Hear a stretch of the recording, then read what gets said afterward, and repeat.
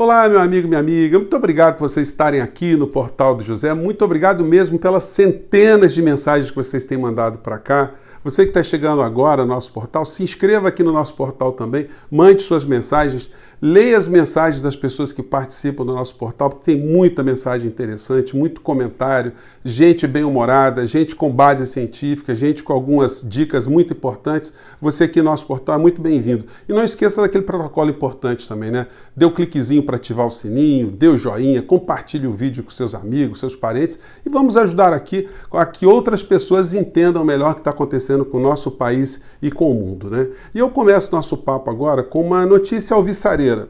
Eu acabei de ver na internet que lá na Inglaterra o laboratório AstraZeneca, é uma matéria que saiu no jornal The Guardian, né? Nos informa que o laboratório desenvolveu um medicamento, está agora em fase de registro, que tem tido um sucesso muito grande no combate à Covid.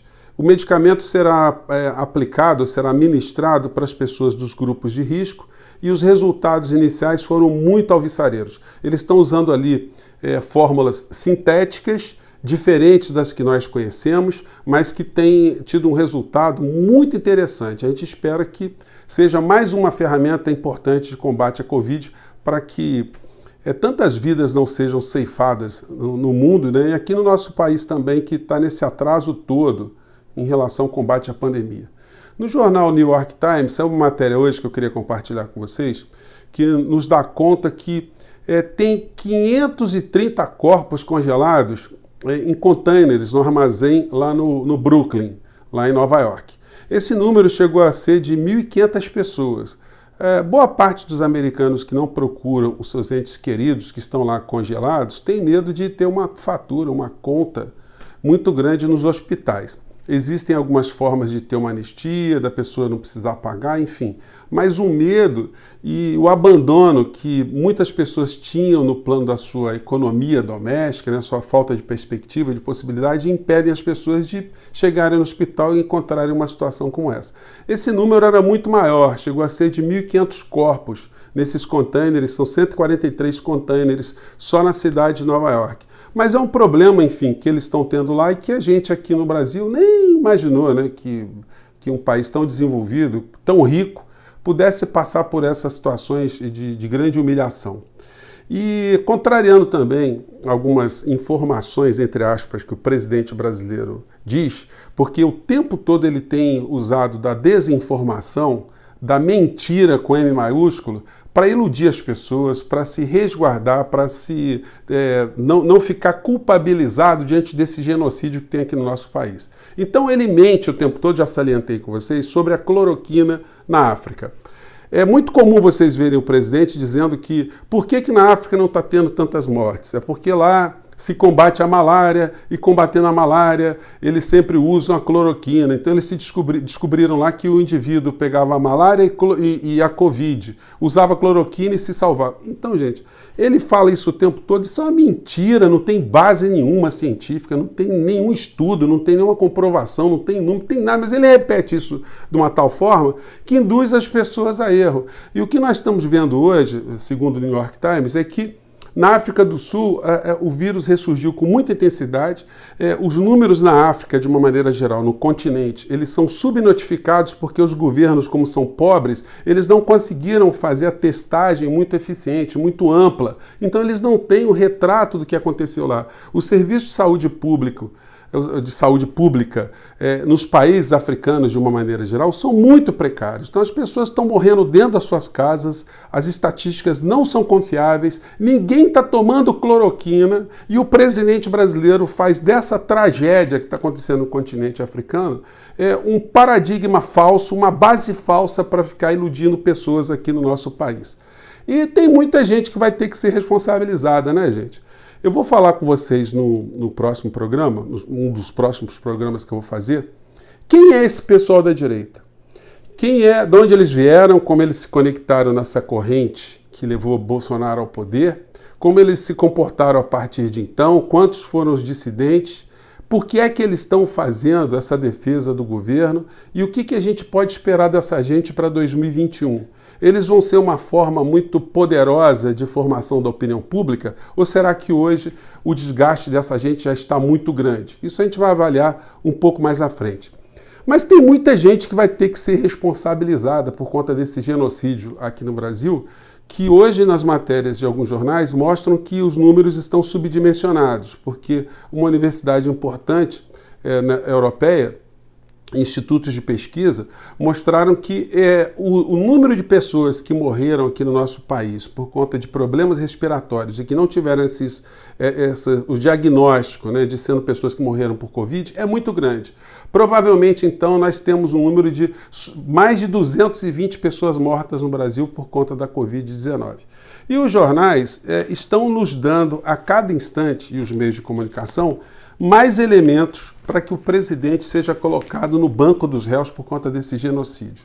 Hoje saiu uma matéria aqui no Globo, matéria despretensiosa porque eles não tiveram, despretensiosa do ponto de vista jurídico. Fizeram matéria jornalística, mas eu estou capturando aqui os aspectos jurídicos. Aqui, gente, são provas contra o presidente da República do crime de omissão, do crime de prevaricação, do crime de descaso com a saúde pública no nosso país, crimes de responsabilidade. Ele vai ter que ser responsabilizado por isso junto com outras pessoas. Muita gente fica perguntando, por que isso não acontece agora? Porque na presidência da República o presidente tem uma blindagem constitucional.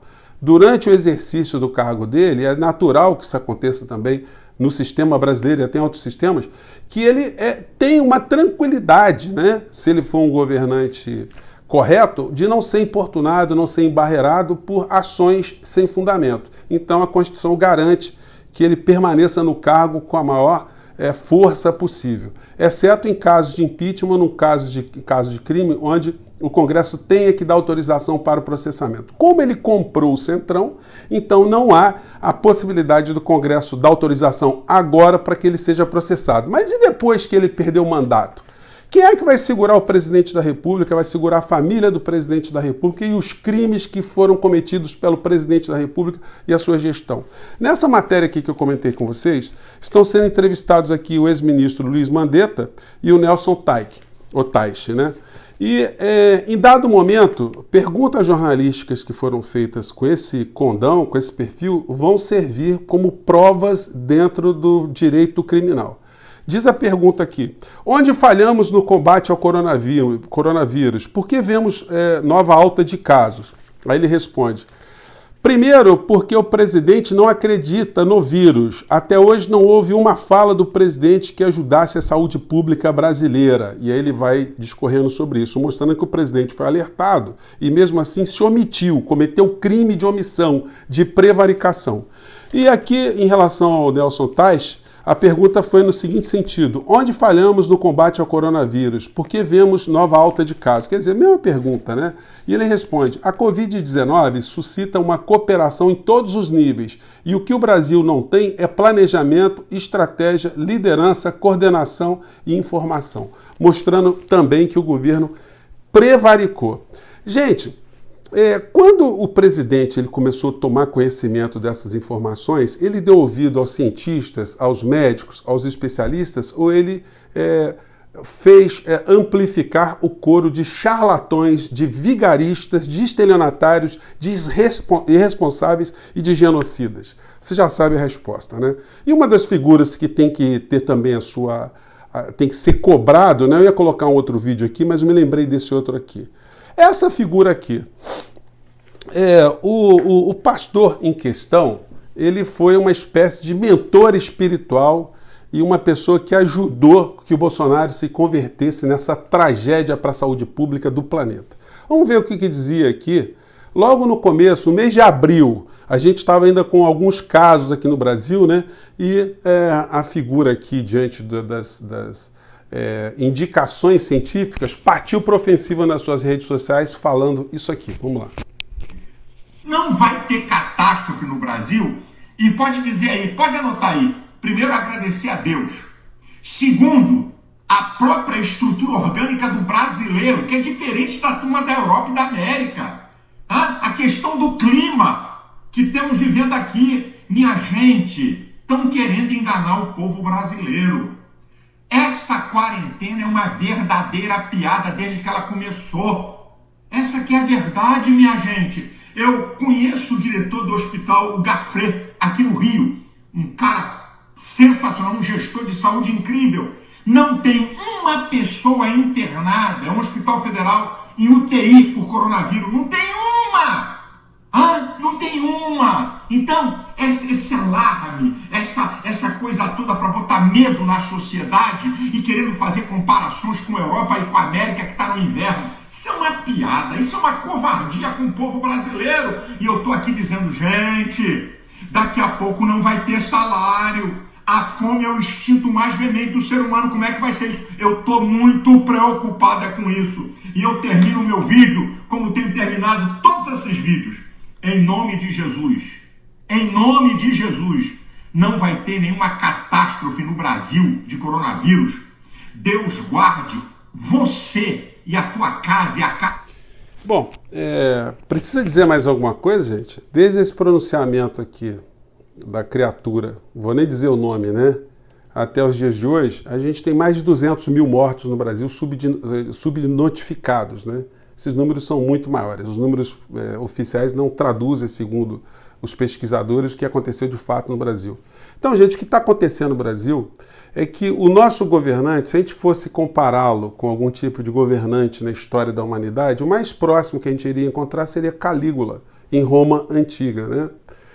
Que foi considerado historicamente como um governante demente, uma pessoa que nomeou um cavalo para o Senado romano, o Incitatus. De lá para cá, quase 2000 anos, né, a figura mais próxima que a gente pode encontrar na história de governantes do planeta inteiro é o presidente brasileiro. Infelizmente, tem muita gente que não consegue mais enxergar a realidade, não consegue mais enxergar o charlatanismo, as pessoas perderam a sensibilidade, isso é a coisa mais triste. Nós vamos falar disso em programas mais adiante, né, para mostrar que esse bolsonarismo só tem esse nome hoje.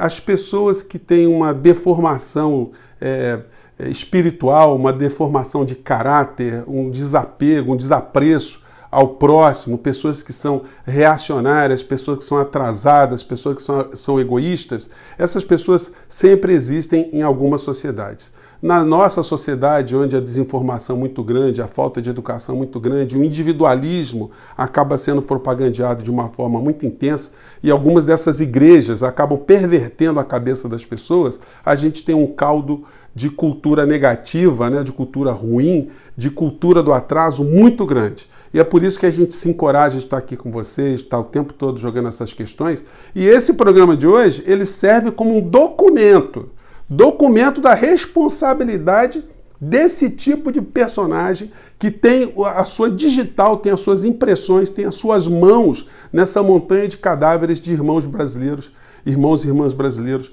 que perderam suas vidas de uma forma absolutamente possível de ser evitada, pelo menos em sua grande maioria, né, gente? Temos muitas coisas a fazer. Muito obrigado por vocês estarem aqui. Vamos continuar em frente e até o próximo vídeo. Tchau!